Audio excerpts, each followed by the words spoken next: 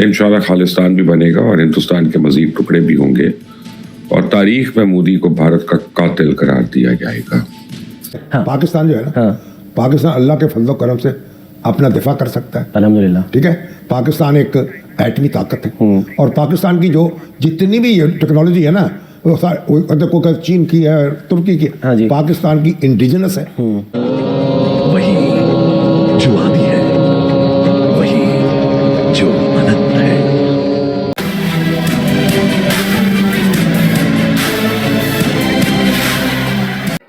आज से 1000 साल पहले सन 1026 में सबसे पहले गजनी ने सोमनाथ मंदिर को तोड़ा। यानी सोमनाथ का इतिहास विनाश और पराजय का इतिहास नहीं है, ये इतिहास विजय और पुनर्निर्माण का है।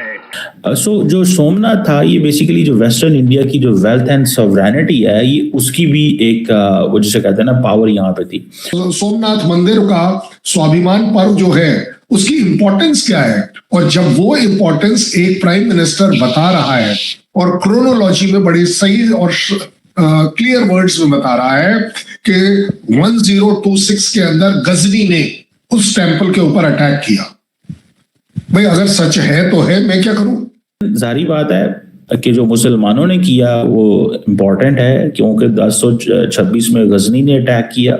12वीं सदी में कहा जाता है कि जो राजा कमरपाल थे उन्होंने ग्रैंड टेम्पल को दोबारा बिल्ड किया। 13वीं सदी में अलाउद्दीन खिलजी ने अटैक किया। 14वीं में किंग ऑफ जूनागढ़ जो ने इसको रिस्टोर किया। 14वीं सदी में मुजफ्फर खान फेल हुए।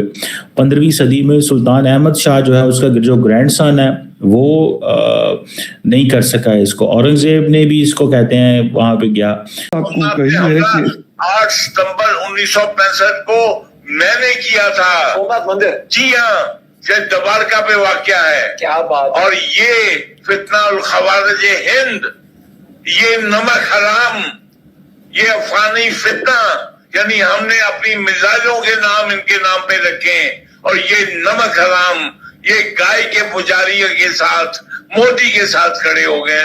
65 की जंग, अगर 17 हमले महमूद गजनवी ने किए थे तो 18वां सोमनाथ पे हमला 8 सितंबर 1965 को मैंने किया था सोमनाथ मंदिर। जी हाँ। ये आपके नेवी के एडमिरल है। बात समझिएगा, अगर आपके पास डेप्थ है तो वो कह क्या रहे हैं, वो बहुत बड़ी बात कह रहे हैं। वो ये कह रहे हैं कि 17 हमले किए थे गजनवी ने, 18वां मेरा था।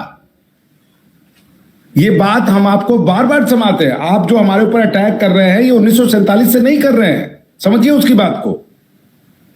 वो ये कह रहा है कि भारत के ऊपर किए गए सारे इस्लामिक जिहादी जो अटैक थे वो सब हमने किए थे और हमारा हर हमला उन हमलों की कड़ी में चलता है। इस माइंडसेट को समझिए। जो आप वो आपके नेवी का एडमिरल है, वो काफी बड़े पोजीशन का आदमी है वो। तो अगर आप लोग अभी भी पाकिस्तान के माइंडसेट को नहीं समझ रहे हैं तो हमारे पास इसका कोई इलाज नहीं है। वो सोमनाथ की मंदिर को तोड़ने आ रहा है, वो भारत पर अटैक करने नहीं आ रहा है।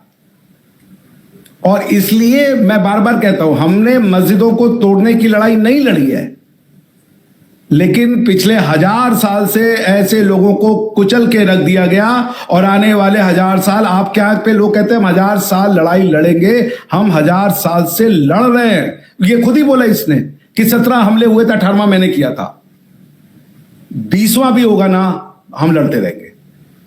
तो आप सोचिए ये क्या जहन है, ये जहन आप समझिएगा।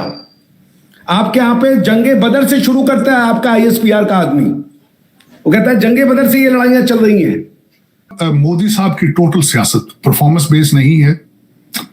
मोदी साहब की टोटल सियासत मुसलमान, एंटी मुस्लिम और एंटी पाकिस्तान, इन दोनों चीजों पे वो हमेशा कैपिटलाइज करते हैं। इसके बावत तीसरी चीज उनके पास कोई नहीं। और दूसरा, उनके पास इतना पैसा है, 2 अडानी और अंबानी के साथ मिलके इतना पैसा है जो सारी अपोजिशन भी वहां पे इकट्ठी होकर पैसे इकट्ठे कर ले तो नहीं बन सकता। उनको ये दोनों चीजों की वजह से he is very strong. Anti Pakistan, anti Muslim.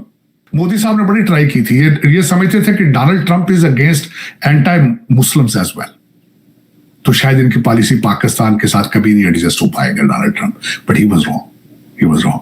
He's good. He has a good terms with Arabs. He has a good terms with Pakistan at the moment.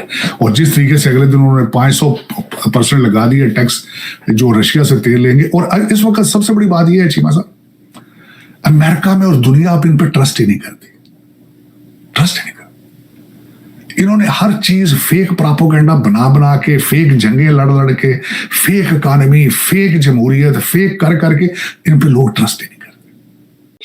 तो मोदी साहब ने जो बात की, मैं तो उसको इंडोर्स करती हूँ। यानी मैं तो कहती हूँ कि बिल्कुल सही बात की कि जो इन्वेडर्स हैं मुसलमान आके उन्होंने जिस तरीके से हमले किए, जिसको हम अपनी किताबों में पढ़ते रहे हैं बड़े फख्र के साथ कि मोहम्मद बिन कासिम ने 17 हमले किए और उसने जो है वो 15 हमले किए और किसी ने 14 हमले किए, तो उसको हम बड़े ही एक प्राउड फील करते रहे हमेशा, जब तक कि हमें अकल नहीं आई। लेकिन अभी भी बहुत सारे लोग ऐसे हैं जो ऐसे ही समझते हैं। लेकिन सवाल ये है कि मोदी साहब को अभी ये बात जो है वो कहने की क्या जरूरत पड़ी, क्योंकि इसको कुछ इस तरीके से पाकिस्तान में देखा जा रहा है कि क्योंकि मुसलमानों को कहा है तो मुसलमानों का ठेका तो हम लेते ही हैं, आपको पता ही है ना, ठेकेदार हैं, तो उन्होंने कहा जी ये तो हमें कह दिया एक तरीके से। तो सर जरा प्लीज बताइएगा कि ये क्या है।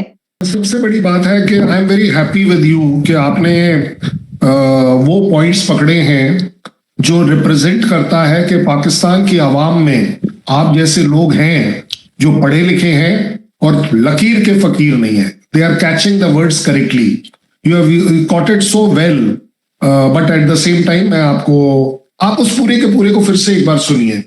उन्होंने कहीं नहीं कहा कि मुसलमानों के लिए है या मुसलमानों ने ऐसा किया है।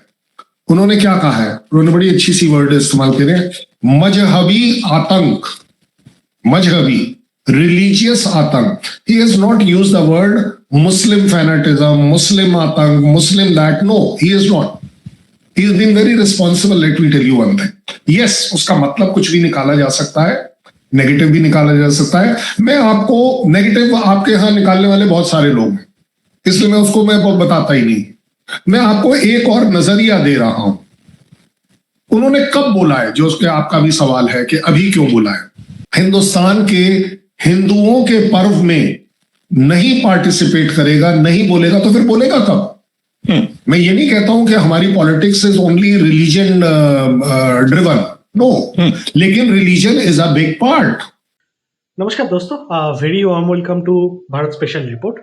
तो जैसे कि आप पता है कि कुछ दिन पहले मोदी जी ने सोमनाथ टेम्पल के सामने से एक भाषण दिए थे और उस भाषण में उन्होंने बोला है कि मजहबी ताकत बाहर से 1000 साल पहले से, मतलब 1026 पे पहले खिलजी आके सोमनाथ टेम्पल को डिस्ट्रॉय किया, मंदिर के आइडल्स, भगवान शिव जी का सब कुछ डिस्ट्रॉय कर दिया। तो इस बारे में मोदी जी टेम्पल के बाहर से जो भाषण दिए थे उस पे उन्होंने बोला है कि बाहर के लोग बार बार आके खिलजी, फिर बाबर, जो वो लोग आए थे, मुगल सम्राट जो आए थे, वो लोग टेम्पल को डिस्ट्रॉय करने का कोशिश किया, बट बार बार हम लोग वो टेम्पल को फिर से उसको सजा के उसको फिर से ठीक किया। तो इस बारे में जब मोदी जी ने बोला तो पता नहीं क्यों पाकिस्तानियों को बहुत खुजली हो रहा है, स्पेशली साजिद तरार जैसे लोग और कमर चीमा जैसे लोग, इन लोगों को तो इतना खुजली हो रहा है तो कि आपको पूरा वीडियो देखे तो पता चलेगा क्या है। कुछ अच्छे लोग भी है, but most of the Pakistanis they think के कैसे हिंदुओं को मारा जाए, कैसे उनका टेम्पल डिस्ट्रॉय किया जाए, कैसे उसका उन लोगों का आइडल को डिस्ट्रॉय कर दिया जाए। तो ये है बेसिकली पाकिस्तानियों का माइंडसेट, जहाँ पे मोदी जी ने कभी भी एक बार भी नहीं बोला कि हम मुसलमान के अगेंस्ट पे कुछ बोला है या फिर किसी धर्म के अगेंस्ट पे बोला है। उन्होंने सिर्फ बोला था कि मजहबी ताकत बाहर से ऐसा किया था। बट पाकिस्तानियों को इस पे पता नहीं क्यों इतना चूल मच गया है और वो लोग इसके खिलाफ मतलब एकदम बोल पड़े और बहुत खुजली हो रहा है। तो आप लोग देखो पूरा वीडियो तो आपको पता चल जाएगा क्या है सीन। और जाने से पहले एक रिक्वेस्ट मैं करूँगा फिर से कि आप लोग प्लीज़ थोड़ा सा सब्सक्राइब और लाइक कर दीजिए। अगर आप इतना तक देख रहे हो तो प्लीज़ मेरा बात थोड़ा सा सुन के लाइक और सब्सक्राइब कर दीजिए, तो मेरे को भी थोड़ा सा अच्छा लगेगा। तो ये बोल के आज के लिए टाटा बाय बाय सी।